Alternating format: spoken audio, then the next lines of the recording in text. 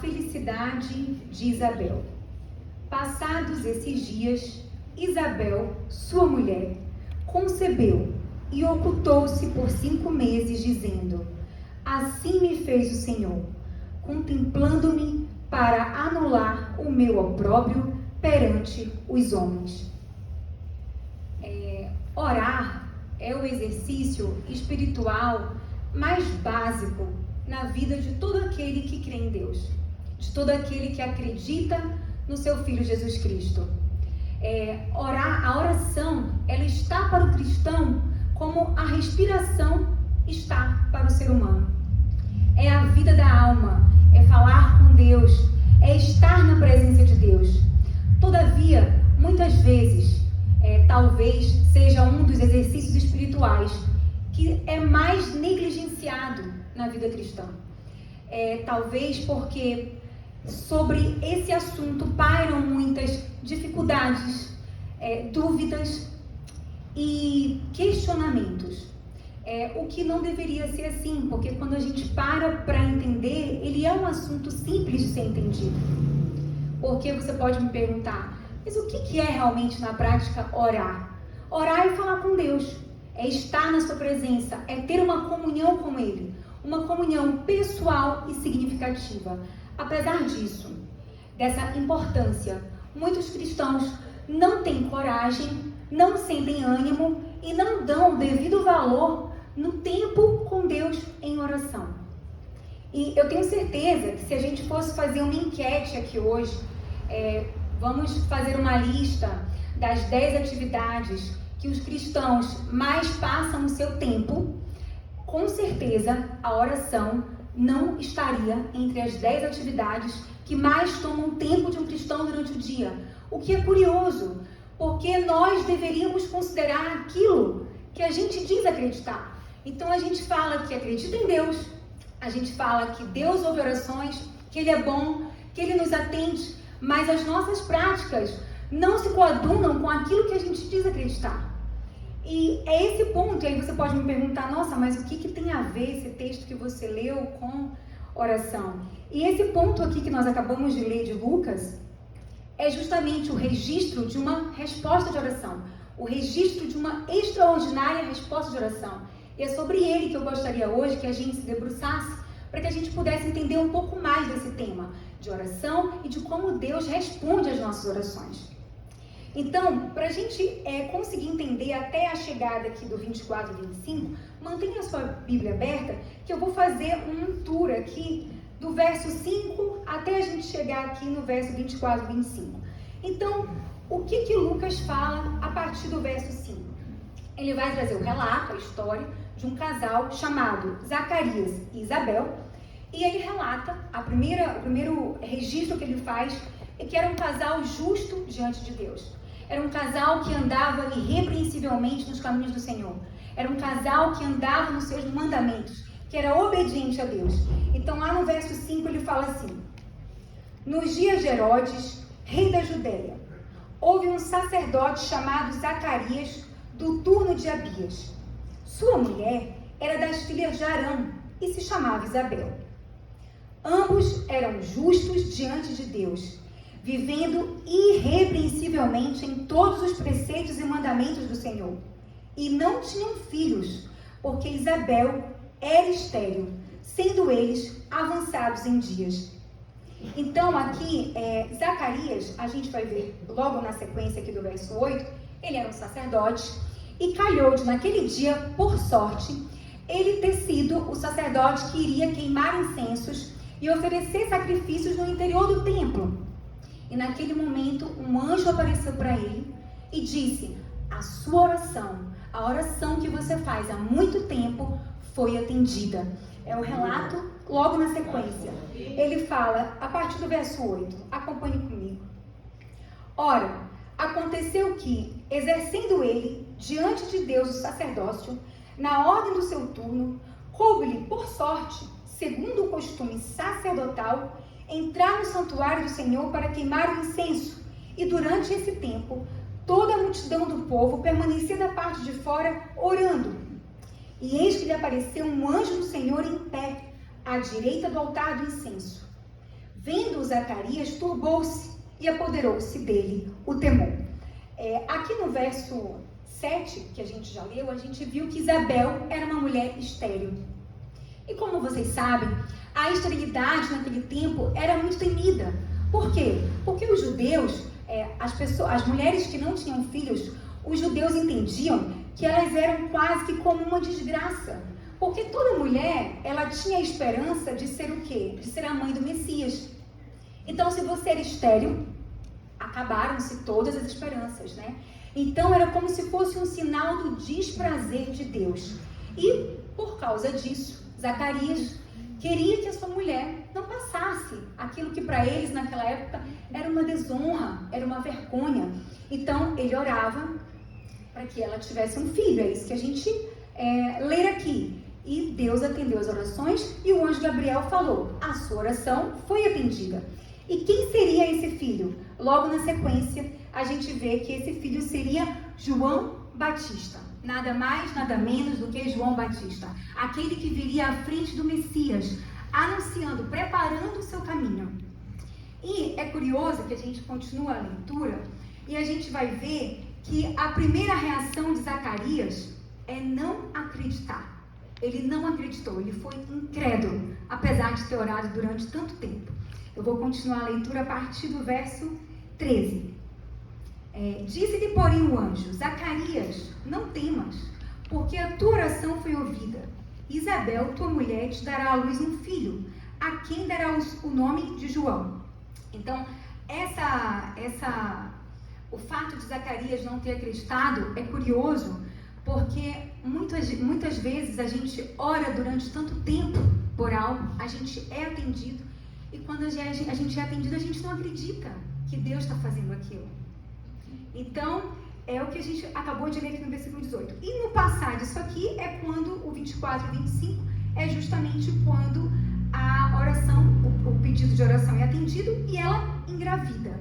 E aqui o relato que faz o verso 25 é de uma mulher que está feliz, né? Assim me fez o Senhor, contemplando-me para anular o meu opróbrio, a minha vergonha, a minha desonra perante os homens. E a felicidade de Isabel se dá justamente em ter uma resposta extraordinária de oração.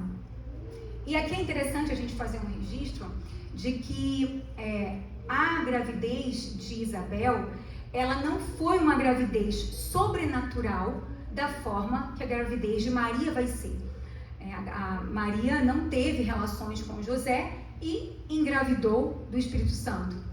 Isabel teve relações com Zacarias e engravidou de seu marido. Ou seja, Deus se utilizou dos meios naturais que não mais funcionavam. Obviamente, eles já eram muito velhos e ela era estéril, mas ele fez com que de forma milagrosa, miraculosa, ela conseguisse engravidar. E aqui é interessante a gente pontuar que a Bíblia nos mostra, as pessoas às vezes acham que Deus sempre age de uma mesma maneira. E Deus responde orações de pelo menos 3 maneiras.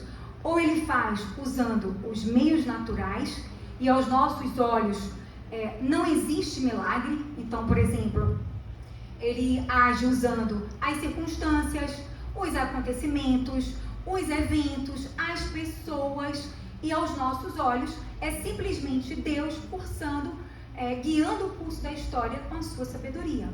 Outras vezes ele usa os meios naturais e faz um milagre, como ele fez na vida de Isabel. Outro exemplo que a gente pode tomar imagine uma pessoa que fica doente e ela está num estágio de doença, de gravidade da doença tão avançado que aquele remédio que normalmente a curaria é incapaz de curar, mas Deus, de forma milagrosa, miraculosa, faz com que aquele remédio tenha um efeito suplantado e aquela pessoa fique curada por meio daquele remédio. E a outra forma é como foi na gravidez de Maria. Ele anula todos os meios naturais e faz realmente aquilo que a gente, aos nossos olhos, parece uma mágica. Simplesmente acontece. Então, esse é o nosso Deus. Amém. Amém. E Isabel, então, seguindo no texto, viu que estava grávida, e uma parte curiosa do texto, que os estudiosos se debruçam para entender, é que ela se ocultou por 5 meses. E alguns estudiosos dizem que ela pode ter ficado com vergonha, porque como que ela ia se apresentar, uma mulher já tão idosa, com um barrigão. Mas a verdade é que esse entendimento, ele não compactua com o texto, porque o texto diz que ela se ocultou por 5 meses. E geralmente é depois dos 5 meses que o barrigão começa a aparecer. Então não faz sentido. Então, outros estudiosos dizem que na verdade ela se ocultou porque ela e Zacarias tinham uma casa nas montanhas e ela retirou um tempo para orar, para agradecer a Deus, para louvar a Deus por aquela resposta extraordinária de oração que ela teve. E da feita que nós tivemos um aparato aí de toda a história, eu queria tirar 5 lições desse texto para a nossa vida prática. Quais são as 5 lições que a gente pode extrair desse texto? E a primeira lição que eu gostaria de tratar com vocês é que o texto nos mostra claramente que há uma relação entre santidade e resposta de oração. Como assim? Há uma relação implícita no texto entre a resposta de oração e a vida justa e reta que Isabel e Zacarias levavam diante de Deus. Então, quando a gente acompanha, a partir do verso 6, ele começa falando: era um casal que vivia irrepreensivelmente nos caminhos do Senhor, que seguia os seus preceitos e mandamentos, que eram justos e retos diante de Deus. Aí ele segue falando. O sacerdote, uma coisa que eu esqueci de falar, é que quando ele entrou para queimar incenso e oferecer sacrifícios no culto, era algo que acontecia uma vez na vida do sacerdote. E naquele momento, justo naquele momento, o anjo apareceu e falou: a sua oração foi atendida. E na sequência tem o desfecho, que ela engravida. Ou seja, há uma sequência que mostra essa relação de que a oração foi atendida porque eles levavam uma vida reta e justa diante de Deus. Então, o que isso nos mostra? Que Deus se apraz em responder às orações daqueles que o buscam. E que Ele se apraz em atender a oração daqueles que andam em seus caminhos. Os que andam em santidade, e isso você vê em vários relatos da Bíblia. Esse é só um deles. Os que andam em santidade, os que têm uma vida reta diante de Deus, eles têm muito mais orações atendidas do que aqueles que são vacilantes, que não andam, que não obedecem aos seus caminhos, aos seus mandamentos e aos seus preceitos. Aqueles que são descomprometidos e que são apegados a ídolos não têm as mesmas respostas de oração que os santos, que os retos têm. E aqui quando eu falo ídolo, não necessariamente estou falando de imagem de escultura, mas tudo aquilo que ocupa o lugar de Deus é um ídolo. Então, diante disso, dessa relação que o texto nos mostra, de que há uma relação direta entre uma vida de santidade e resposta de oração, antes de você reclamar de Deus, por que Ele não está ouvindo as suas orações, examine-se a si mesmo e veja se você está tendo uma vida reta diante de Deus, se você está seguindo seus preceitos e mandamentos. Porque o próprio Senhor Jesus Cristo disse: se vocês andarem na minha palavra, vocês permanecem na minha palavra, e minha palavra permanece em vocês. Vocês pedirão o que vocês quiserem e será feito. Glória a Deus. O segundo ponto, ele pode até parecer uma contradição com o primeiro, mas ele não é. Vou tentar explicar. Você pode olhar para mim e falar assim: tá, Leilane, mas então quer dizer que se eu fizer tudo certo, se eu tiver uma vida reta e justa diante de Deus, e a minha oração for atendida, então é mérito meu? Não, não é mérito seu. Ainda que você faça tudo para buscar ter uma vida santa e justa diante de Deus, você vai falhar. Você é imperfeito. Não existe nesse mundo perfeição absoluta. Nós vamos errar, nós vamos falhar. E apesar de nós, Deus vai responder as nossas orações. Porque quando Ele responde, não é mérito nosso, é misericórdia, é graça, é favor. E isso nos mostra o texto, porque é curioso que o texto fala de Zacarias como um homem justo, um homem piedoso, um homem reto, um homem que seguia os preceitos. Mas quando ele precisou de fé, ele deu para Deus incredulidade. Porque quando o anjo falou para ele, a sua esposa vai conceber, ele falou, como? Como que vai? Eu sou velho, ela é velha, ela é estéril. E tanto que Deus castigou ele. Nos versículos posteriores, o anjo Deus fez com que ele ficasse mudo. Ele ficou sem falar até que João Batista nascesse. Então, isso nos mostra que santidade e humildade de reconhecer que é pela graça, elas andam juntas nessa área de oração. Então eu preciso sim buscar ter uma vida santa, reta e justa diante de Deus. Mas quando Deus responder às minhas orações, não se vanglorie, não é mérito seu. É graça, é misericórdia, é favor. Amém. A terceira lição. Zacarias, o texto nos mostra que Zacarias orou muito para ter uma resposta de oração. E muitas vezes nós oramos 2, 3 dias e a gente já desiste. Estima-se que Zacarias orou de 30 a 40 anos, até o tempo do cumprimento, até que ele realmente tivesse a resposta de oração. Então, ainda que todas as circunstâncias físicas mostrassem para ele que era impossível, porque eles estavam ficando velhos, a mulher estéril, ele não desistiu. Quando a gente lê todo o contexto do texto, quando o anjo fala para ele, a sua oração foi atendida, o anjo fala como se fosse uma oração recente. Não fala de uma oração que ele fez lá atrás. O que isso nos mostra? Que durante todo esse tempo ele nunca parou de orar. Ele nunca parou de acreditar. Então, nós sabemos que Deus nem sempre responde de imediato às nossas orações. Porque o tempo dele é diferente do nosso tempo. E aí você pode me perguntar, mas até quando eu vou orar? Até quando Deus não te der um não bem grandão.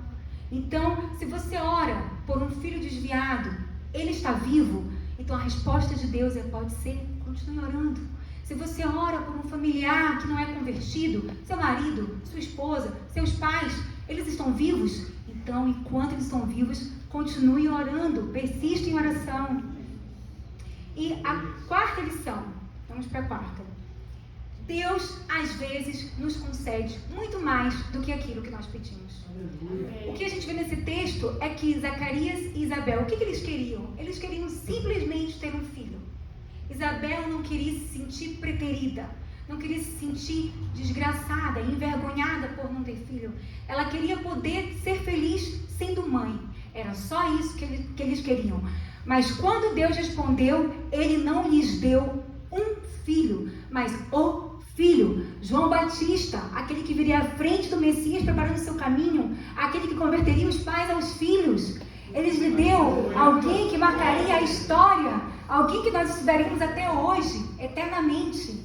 Então, quando você estiver de joelho, o ponto que eu quero tirar é que de uma forma misteriosa, que nós não entendemos e não vamos conseguir entender neste mundo, é que as nossas orações, elas funcionam em plena harmonia com os decretos de Deus. Então, a chegada de João Batista, ela foi decretada por Deus desde a eternidade. Então, os profetas de Israel falaram a respeito do precursor. Lá em Isaías está dizendo, preparai o caminho do Senhor, aplanai as suas veredas. Era uma referência ao ministério de João Batista. O profeta Malaquias diz, eu vou mandar o profeta Elias, antes que venha o grande e terrível dia do Senhor, que vai preparar o meu caminho, que vai converter o coração dos pais aos filhos. Também já era uma referência ao ministério de João Batista. O que isso nos mostra? É que por algum motivo que a gente não consegue entender, Deus é um Deus que ouve orações e que, quando Ele responde às suas orações, por meio dessas respostas, Ele está cumprindo todos os planos que já foram determinados por Ele desde a fundação do mundo, desde a eternidade. Então, é o que a gente vê aqui. Quando Zacarias e Isabel oraram, eles não oraram pedindo por João Batista. Eles oraram pedindo por um filho. E Deus, na sua soberania, em algum momento fez com que Zacarias encontrasse Isabel, que eles se casassem, que ela fosse estéril, que 30 anos depois, aquele filho que eles pediram fosse João Batista. Então, há uma combinação das nossas orações com os projetos de Deus. É isso que o texto nos mostra. Aí você me pergunta, mas para que orar se Deus já sabe tudo? É justamente porque Deus já sabe tudo que você deve orar. Mas para que orar se Deus já determinou tudo? Justamente porque Ele é soberano, que Ele tem o controle do mundo nas mãos, é que você tem que orar. Aleluia. Deus, de uma maneira que nós não entendemos, Ele determinou que as nossas orações fizessem diferença. Que as nossas orações tivessem, sim, como mudar o curso da história, as circunstâncias, a vida das pessoas. E quando isso acontece, tudo isso está dentro de um plano maior que já foi por Ele determinado antes da fundação do mundo. Então, gente, a sua escolha, a sua decisão, as suas orações, a busca por Deus, ela não são um movimento ilusório no tabuleiro da predestinação. O nosso Deus realmente é um Deus que ouve, que responde orações. Aleluia. E assim, a gente não precisa entender como que realmente acontece, como que isso é feito. Quando nós nos ajoelhamos para orar, nós fazemos isso porque nós confiamos nas suas promessas, porque nós acreditamos nele. É por isso que a gente faz, em obediência, porque é isso que Ele espera de nós, é isso que Ele quer de nós. E, para terminar, eu gostaria de fazer 3 aplicações práticas, para a gente realmente sair daqui e levar para as nossas vidas. Não permita que a soberania de Deus, que o entendimento, a compreensão de que nós temos um Deus soberano, que predestinou tudo, que já escolheu seus eleitos, seja um obstáculo às suas orações. Porque você pode dizer assim, mas por que eu vou orar pela conversão do meu marido, do meu filho, do meu vizinho, se Deus já determinou tudo? Você vai orar porque você não sabe, isso não está na sua alçada. E Deus quer que nós intercedemos por todos aqueles que não conhecem a sua palavra. Então, uma ordem. Então, não permita, porque muitas vezes a gente fica paralisado. Eu, pelo menos, quando entendi a predestinação, foi uma dificuldade para mim. Meu Deus, mas para que eu vou orar se está tudo determinado? Então, é um trabalho, um exercício de fazer porque a gente sabe que é isso que Ele quer. E que as nossas orações vão se coadunar com os planos eternos dEle. A segunda lição prática é orar sem cessar. Não pare de orar, não deixe de orar até Deus te dar um não grandão, bem grande. Se Ele não te deu não, continue orando, persiste em oração. Zacarias é um exemplo de perseverança para a gente. Ele orou por 30, 40 anos, até chegar o tempo do cumprimento. E, mais uma vez, antes de você reclamar de Deus, Senhor, você não está respondendo as minhas orações, eu já estou esperando há tanto tempo. Olhe para a sua vida. Depois da nossa conversão, a vida de santidade do cristão, ela vai durar até a nossa morte. Nós nunca seremos perfeitos. Nós nunca seremos perfeitos aos olhos de Deus. A gente sempre vai falhar, a gente sempre vai cair. A diferença é que Deus vai nos levantar. É essa a diferença do cristão. Então, não deixe de buscar ter uma vida santa, porque há uma relação clara na Bíblia entre santidade e resposta de oração. E muitas vezes também examine o seu coração para ver se você está pedindo aquilo que você realmente quer que aconteça. Porque muitas vezes você ora para ter um marido convertido, mas será que você realmente quer ter um marido convertido? Porque o marido convertido vai te tirar da cama 6:30 da manhã, no domingo, para vir à igreja. O marido convertido vai querer orar e ler a Bíblia com você todos os dias. Muitas vezes você quer, será mesmo que você quer um chefe crente? Quer a conversão do seu chefe? Você quer ter um crente zeloso como chefe? Porque muitas vezes nós estamos pedindo algo que nem nós queremos. Então, que essa palavra, irmãos, estimule em vocês, não apenas a orar, mas a ter uma vida santa e reta diante do Senhor. Porque é dessa maneira que Ele vai cumprir os seus planos e os seus propósitos. E as respostas dele serão sempre maiores do que aquilo que pedimos e imaginamos. Então, comece. Se você tem dificuldade para orar, o orar sem cessar, ele não é um orar 24 horas por dia, porque é humanamente impossível. É um orar sem desistir, é ter disciplina, é ter tempo com Deus.